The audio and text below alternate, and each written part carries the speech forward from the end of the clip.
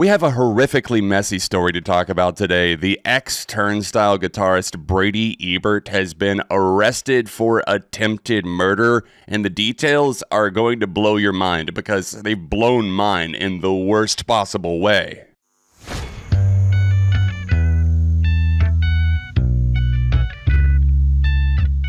Hey guys, it's Jon. Welcome back to the channel. Turnstile are a hardcore punk and alternative rock band that have found immense success, both in the scene and out of it. I mean, they just took home 2 Grammy wins with their album Never Enough. Best rock album, best metal performance. To truly unpack how we got to this headline, ex-Turnstile guitarist accused of attempted murder targeting singer's dad. Yes, we're talking about Brendan Yates' father. To really trace the steps back and to see where the split in the division with Brady Ebert and Turnstile kicked in, we're gonna have to go back to his firing from the band in 2022. In August of that year, Turnstile and Brady Ebert officially parted ways. This was their longtime guitarist. He had been in the band since the beginning. He wasn't a founding member from what I understand, but joined about 4 months after and departed, of course, in 2022 upon his firing. There's Brady. You can see him on guitar at the Tiny Desk home concert in early 2022. That, I think, is the last time that I remember seeing him perform with the band.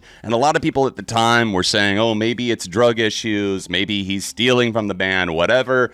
And he turned around and flipped the script with some accusations of his own, going at him earlier in 2026 with some very serious allegations. And he, in fact, says that their politics are performative, that Brendan Yates was actually dipping into the band as they had called out ICE, and he's saying, actually, when we started the band, Brendan was dipping into the sales. He said, LMAO, no one in Turnstile cares at all about ethics or social issues at all. They're just pandering to their audience. At Turnstile's first free show they claimed all proceeds to healthcare for Feed the Homeless. We raised $10K, but I watched Brendan steal $4,000 for what he claimed was paying the merch bill, which was false. He also goes on to detail some of the court involvement, which had been public knowledge, but we really didn't know why Daniel Fang, the band's drummer, had filed for a peace order, a restraining order, but now I think it definitely makes sense because this guy is clearly fucking unhinged and unwell. He then states, also, my friends filed a restraining order, and guess what? They had 2 lawyers with them, and I showed up to the court by myself, and the judge denied the restraining order. I don't doubt that was the case. I think it's pretty hard to actually get restraining orders sometimes, and I don't know the ins and outs of it. I just am saying that I understand why Turnstile would not want to be around him and wouldn't feel safe, especially with the way this guy was talking, increasingly heated rhetoric. Looking back at the original statement Turnstile posted to their stories in 2022, Turnstile and guitarist Brady Ebert are parting ways. We are deeply grateful for our time together. Our love for him continues, and we wish him nothing but the best moving forward.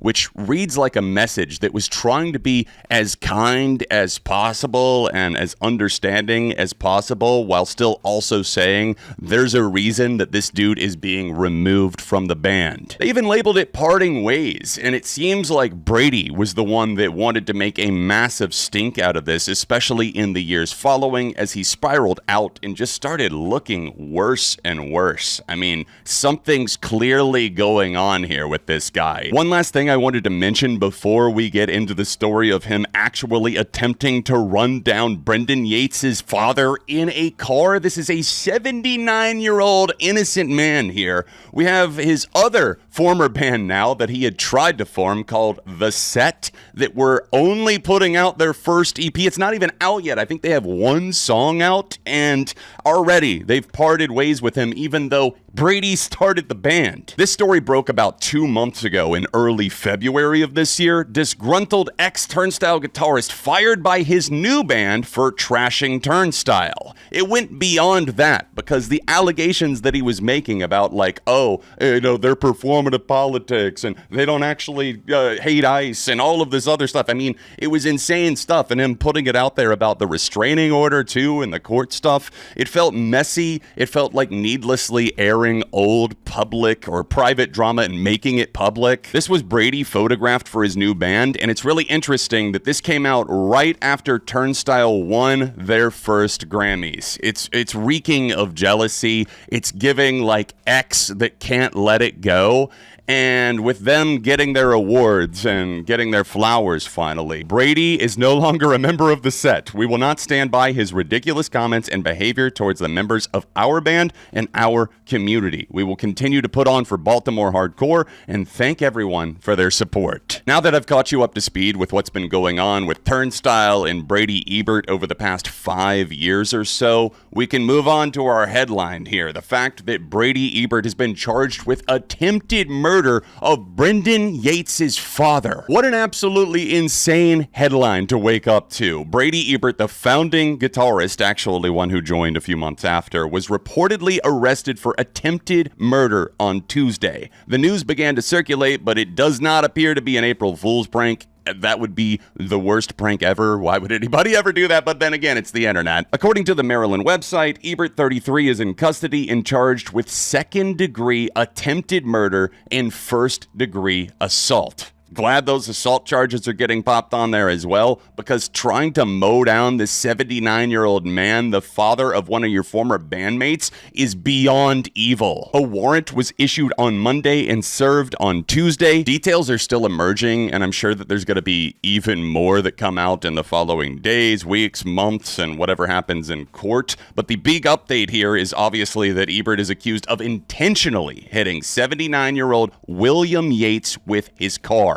William is the father of Turnstile frontman Brendan Yates, Ebert's former bandmate. Mental illness is not an excuse to be a shitty person, no matter what demons or drugs or whatever you might allegedly be battling, Brady. This is just insanely deplorable behavior. According to the police who responded in Silver Spring, Maryland, they found William Yates in his front yard with trauma to his lower extremities. This makes me so sad, man. Like, I seriously hate when, like, older people in particular are targeted for no reason other than their relation to someone. It's like, again, the jealous ex that's trying to get her back and they, like, hurt somebody in the family that's completely innocent, unrelated. Police claim that Ebert showed up outside of Yates' home, honked his horn, yelled obscenities. See, that's what I'm saying, the pot calling the kettle black projection. I don't think Mr. Yates was doing anything. Yates was not yelling the obscenities, and then ran him over. Police say they have a video of the attack. This guy was caught in 4K,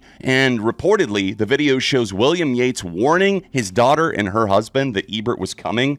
Still looking out for others before himself, just putting them out of harm's way. Having that foresight is incredible. And then backing up in the driveway and throwing a rock at Ebert's car. Understandable for someone who is clearly threatening and intimidating you, yelling obscenities. And Ebert allegedly backed up in the driveway into Yates' driveway and then accelerated forward, hitting Yates as he tried to run away. William Yates reportedly told police that the family has had several previous incidents with Ebert since Ebert was fired from Turnstile, including a recent moment where Ebert narrowly missed hitting the elder Yates with his car. This isn't even the first time he's attempted this. In my eyes, Turnstile have showed a ton of restraint, as have their family members, for not going for the restraining order. William also tells police that Ebert returned to the scene to yell that William deserved it as he waited for medical assistance. That makes me so sad, man, just to see like elderly people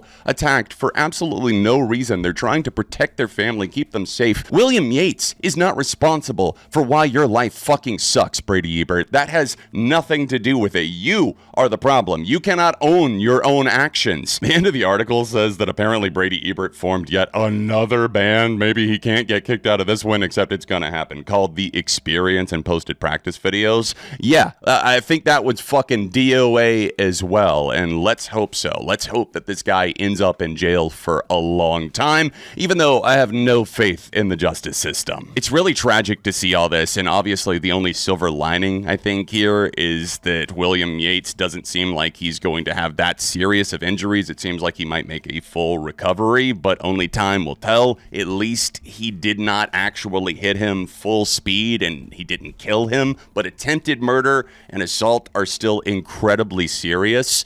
And to all the Brady defenders out there that were like, oh my God, Turnstile never going to be the same. They can never continue without this guy. I hope you're real fucking happy now, knowing what was going on behind the scenes. I'm going to wrap up there, guys. I hate to see this. And also, Brady was an extremely talented guitarist, and I hate that he's used his life for this kind of evil. Let me know your thoughts in the comments down below. Check out a couple of recent videos on screen, and I'll see you next time.